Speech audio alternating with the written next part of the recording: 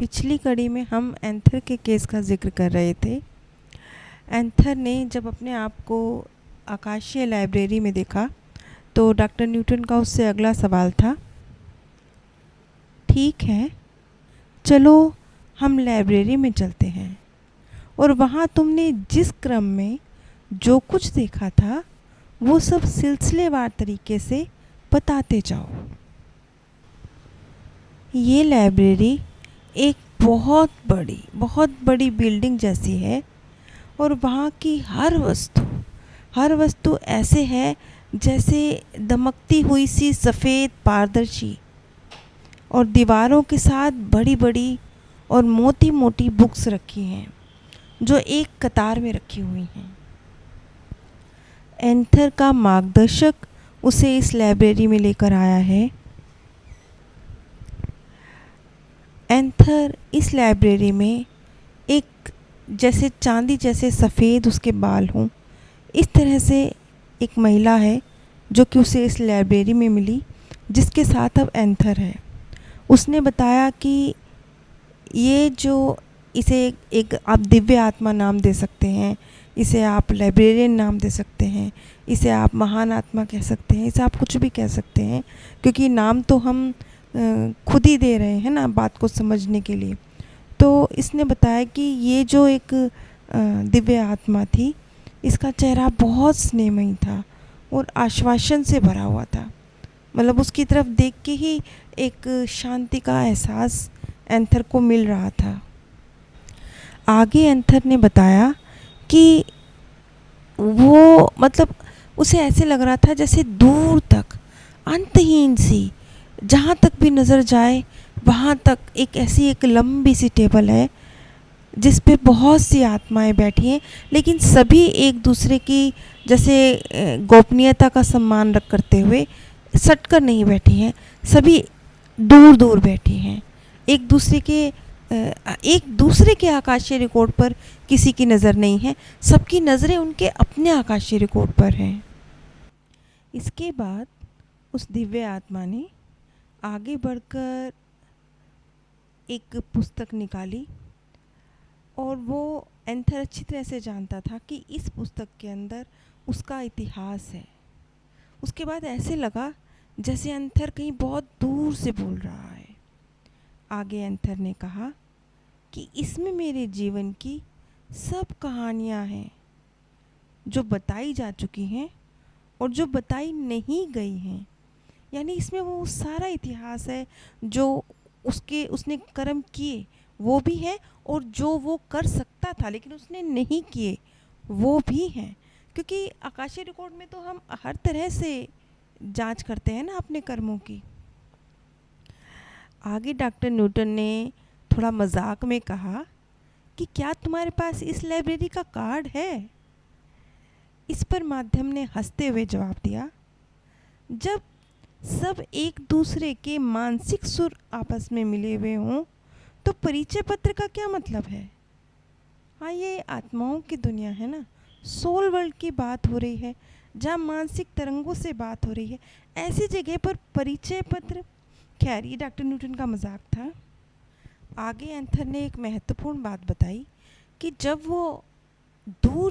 जब एक आत्मा दूर से अपना आकाशीय रिकॉर्ड देख रहा है तो उसका आकाशीय रिकॉर्ड उसे चमकता हुआ सा महसूस होता है। वो सिर्फ उसी को महसूस होता होगा, अन्य आत्माओं को तो अपने आकाशीय रिकॉर्ड चमकते हुए से महसूस होते होंगे। क्या तुम खुद अपने आकाशीय रिकॉर्ड निकाल सकते हो? नहीं, ऐसा सिर्फ वही करते हैं जो पुराने हैं। अब हम उस मोड़ पर आ गए हैं जहां एंथर हमें अपना आकाशीय रिकॉर्ड पढ़कर बताएगा। लेकिन यहाँ पर एक चीज़ बहुत महत्वपूर्ण है, वो ये कि जब एंथर अपने अति चेतन मन से अपने संपूर्ण रूप को देख रहा है, एक तरह से आकाशीय रिकॉर्ड देखना अपने संपूर्ण रूप को देखना है ना, तो उसका चेतन मन मानवीय भाषा में किस हद तक उसे तब्दील कर पाएगा या नहीं कर पाएगा, ये कहना मुश्किल है। क्योंकि यहाँ इस बात को समझे, बात सोल वर्ल्ड की हो रही है, बात आकाशीय रिकॉर्ड की हो रही है, और उसे हमने समझना है एक मानवीय भाषा में। मतलब जो अति चेतन मन देख रहा है उसे वो कन्वर्ट करेगा, एक मानवीय भाषा में बात को एक्सप्लेन करेगा, और ये कार्य बहुत मुश्किल है। तो जितना भी ये कार्य एंथर कर पाया है, हम उसके आधार पर आगे बढ़ते हैं। अब ध्यान दीजिएगा, अब एक महत्वपूर्ण बात है। आगे एंथर ने कहा, मैं एक पन्ना देख रहा हूँ जिसकी लिखाई सुनहरे शब्दों में है। अब यहाँ पर एक सवाल आने वाला है, कमेंट बॉक्स में आप सभी पूछने वाले हैं कि अगर आकाशीय रिकॉर्ड में लिखा है तो वो किस भाषा में लिखा है। यूँ तो अनेकों भाषाएं हैं इस दुनिया में, तो वो किस भाषा में लिखा है। इसी चीज़ को समझने के लिए डॉक्टर न्यूटन एंथर से कहते हैं, अच्छा तो क्या तुम मुझे पढ़कर बता पाओगे कि उस पुस्तक में क्या लिखा है। इस पर एंथर का जवाब था, नहीं, अभी मैं इसका अनुवाद नहीं कर सकता, लेकिन ये प्रमाणिक है, ये मेरी पुस्तक है। अब यहाँ पर उसने ये क्यों कहा कि मैं अनुवाद नहीं कर सकता, क्योंकि उसमें किसी भी भाषा में लिखा ही नहीं है। अगर मानवीय जगत की बात हो तो हम उसे भाषा के रूप में नहीं नाप सकते कि इस भाषा में लिखा था, अंग्रेज़ी में लिखा था, हिंदी में लिखा था या उर्दू में लिखा था, ऐसे आप नहीं कह सकते। उसने सिर्फ आगे एंथर ने जो कहा, एंथर ने कहा, मैं केवल जैसे यूनानी भाषा में पाए का चिन्ह होता है ना, बस एक वही अक्षर पहचान पा रहा हूँ। ये मत समझिएगा कि उस पर यूनानी भाषा में लिखा है, वो सिर्फ इस तरह के एक साइन को, इस शेप को पहचान पा रहा है, उसने ये कहा है। अब एक सवाल था कि क्या ये यूनानी भाषा में लिखा है या ये इसका कुछ और अर्थ है। तो इस पर जो एंथर का जवाब था, उसने कहा कि इसका संबंध अनुमान से है। ये जो चिन्ह है ये मुझे ये बता रहा है कि किसी वस्तु का किसी दूसरी वस्तु से या मुझसे उसका क्या संबंध है। देखिए यहाँ पर एक अलग ही बात हो रही है।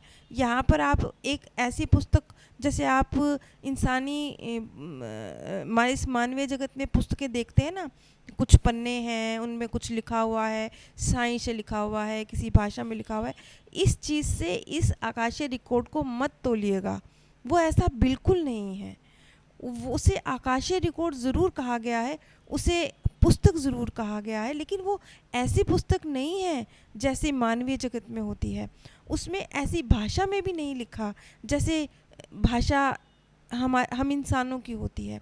उसमें भावनाएं उकेरी गई हैं, उसमें समय रेखाएं बताई गई हैं, उसमें अनुमान बताए गए हैं, उसमें आपके पास्ट और भविष्य की क्या रूपरेखा हो सकती है वो बताई गई है, लेकिन वो भावनाओं की तरह स्पष्ट होती है, वो एक टीवी स्क्रीन की तरह दिखती है, वो एक पुस्तक नहीं है, वो शब्द नहीं है। बहुत से माध्यमों ने तो ये भी कहा है कि आप इसे एक जैसे संगीतमयी लहरें होती हैं ना, इस रूप में भी अनुभव कर सकते हैं, यानी संगीतमयी लहरों की भाषा, ये भी समझ सकते हैं आप। इसमें भाषा नहीं है, इसमें चिन्ह से हैं, प्रतीक से हैं, सिंबॉलिक है ये। तो इसमें जो वास्तव में एंथर की ज़िंदगियाँ रही हैं, उसमें जो उसकी समान या असमान, अच्छी या बुरी, जो भी उसके जीवन की परिस्थितियाँ रही हैं, उसके बीच में उसने किस तरीके से तालमेल बिठाया, क्या कारण थे, क्या उन कारणों के प्रभाव थे, क्या एंथर का फैसला था, उस फैसले से क्या निकल कर सामने आया, इन सब बातों को भावनात्मक रूप से बयां किया गया है। शाब्दिक नहीं है ये चिन्हात्मक तरीका सा है। ये जैसे टीवी पे चलती फिल्म, कुछ वैसा है। आगे डॉक्टर न्यूटन का सवाल था, अच्छा ये बताओ कि इस बुक का अब तुम करोगे क्या। एंथर का जवाब था कि मैं इस बुक को लेकर किसी खाली टेबल पर बैठूंगा। फिर मैं और जो एक दिव्य आत्मा उसके साथ है, वो मिलकर एक इस पुस्तक के विषय में इस पुस्तक को समझेंगे। उसने कहा कि हम जरा सा अभ्यास करेंगे। उसने कहा कि इसमें लिखे जो प्रतीक हैं वो हमें बताते हैं कि इन पन्नों को कहाँ पलटना है, कैसे पलटना है। ये मैं आपको नहीं समझा पाऊँगा। मैं नहीं जानता कि मैं इसकी व्याख्या कैसे करूं। देखिए यहाँ पर एक तरह से एंथर ने हाथ खड़े कर दिए कि मैं नहीं समझा पा रहा हूँ।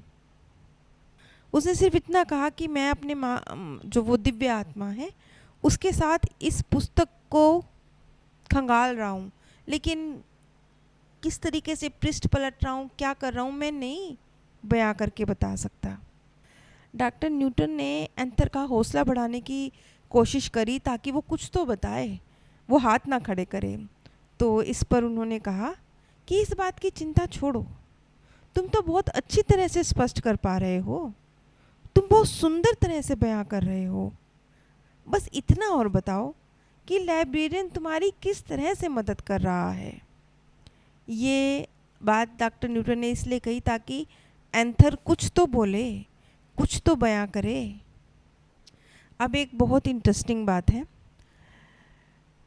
माध्यम ने, एंथर ने एक गहरी सांस ली और आगे उसने कहा, मैं एक पन्ना पलटता हूँ जिसमें मैं खेल के मैदान में हूँ और एक बच्चे के रूप में खेल रहा हूँ। एंथर अपने पास्ट बर्थ के बचपन में पहुँच गया है। आगे वो कहता है, यहाँ पर आकर एंथर कांपने सा लगा। क्यों? क्योंकि वो अपने पास्ट में कुछ बहुत खूबसूरत नहीं देख रहा है। उसने जो दूसरे बच्चों को टॉर्चर किया है, उनके बदमाशियाँ करी हैं उनके साथ, वो उन्हें देख रहा है। उसने कुछ कांपते हुई सी आवाज़ में कहा, ये कोई हंसी मजाक की बात नहीं होगी। मुझे समय में वहाँ भेज दिया जाता है जब मैं एक बिगड़ा हुआ बदमाश बच्चा था। अब मुझे वो सब कुछ फिर से अनुभव करना पड़ेगा, कुछ ऐसा जिसे वे चाह रहे हैं कि मैं देखूं। मेरी ऊर्जा का एक अंश इन्हीं पन्नों में रेंगता सा जा रहा है।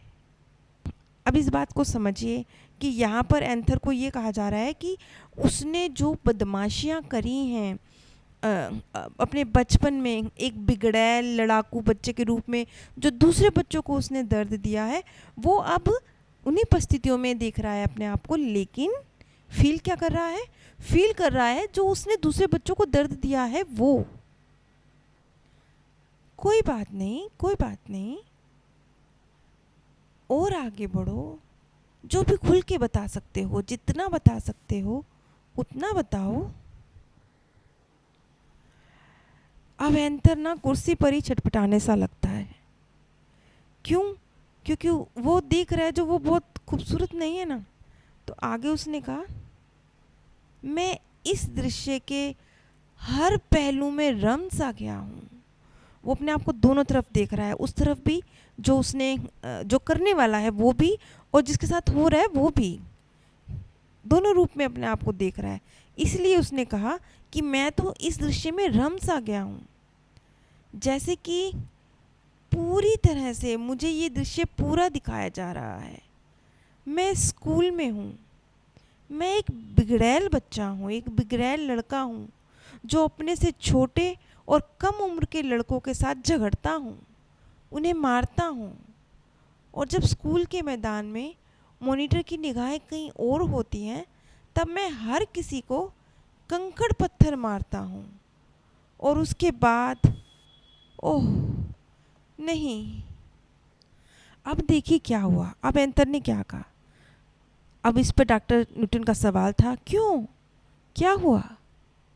एंथर का जवाब था, उसने चौंकते हुए से कहा, ओह ईश्वर के लिए, खेल के मैदान में मैं ही सबसे छोटा बच्चा हूँ और मैं मुझे ही मार रहा हूँ।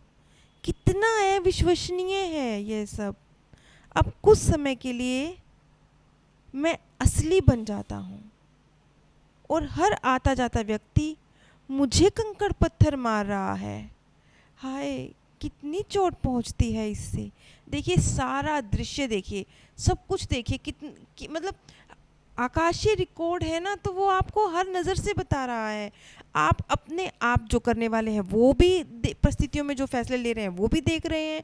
वो जो बच्चों को मारता था वो भी देख रहा है, जो मार खाने वाला बच्चा है वो भी देख रहा है, और बाकी के सारे बच्चे उसके साथ वही व्यवहार कर रहे हैं जो कि वो सारे बच्चों के साथ किया करता था, वो उसे भी देख रहा है। मैं जानती हूँ इस वक्त थोड़ा एक हम नहीं समझ पा रहे कि हर तरफ वो कैसे है, हर तरफ एंथर ही एंथर कैसे है, मार खाने वाला भी, मार खिलाने वाला भी, और दूसरे बच्चे जो उसके साथ व्यवहार कर रहे हैं वो भी, हर तरफ एंथर ही एंथर है। लेकिन देखिए हर तरफ एंथर ही एंथर है। कितने सटीक और गहरे तरीके से जीवन की परिस्थितियों को हमारे सामने खोल कर रख दिया जाता है, उसका कण कण, उसका अंश अंश खोल के रख दिया जाता है आकाशीय रिकॉर्ड में। अब इसी चीज़ को मैं अगली कड़ी में कंटिन्यू करूँगी, और अपने इन आकाशीय रिकॉर्ड्स को किस तरीके से कार्य करते हैं, कैसे लिखे हुए हैं, इन सब के बारे में हम और डिटेल में इसी केस में अगली कड़ी में समझेंगे। आप सभी से मेरी रिक्वेस्ट है कि प्लीज़ एक छोटा सा, बहुत छोटा सा कमेंट ज़रूर कीजिए। अगर आपको ये वीडियो पसंद आई है तो भी एक छोटा सा यस लिख दीजिए, अगर ना पसंद आई है तो एक छोटा सा नो लिख दीजिए, लेकिन प्लीज़ एक छोटा सा कमेंट ज़रूर कीजिए। इस वीडियो के विषय में आपकी जो भी राय है कमेंट के माध्यम से मुझे ज़रूर बताइए। नीचे डिस्क्रिप्शन बॉक्स में ही मैंने आप सभी के साथ अमेज़ॉन का लिंक शेयर किया है। अगर आप इस लिंक के माध्यम से कुछ भी परचेज़ करते हैं तो बिना कोई आर्थिक नुकसान उठाए भी आप इस ज्ञान के प्रसार में सहयोग दे सकते हैं। अगर आप व्यक्तिगत तौर पर काउंसलिंग चाहते हैं तो आप व्हाट्सएप के माध्यम से संपर्क कर सकते हैं। अगर आप इस चीज़ को डिटेल में समझना चाहते हैं तो कृपया मेरे second channel path of happiness पर बोर्न अगेन की सीरीज़ ज़रूर देखिए। आप सभी पर परमात्म सौंदर्य, प्रेम और आनंद सदैव बरसता रहे। आप सभी दिव्य परम धाम में स्थान प्राप्त करें।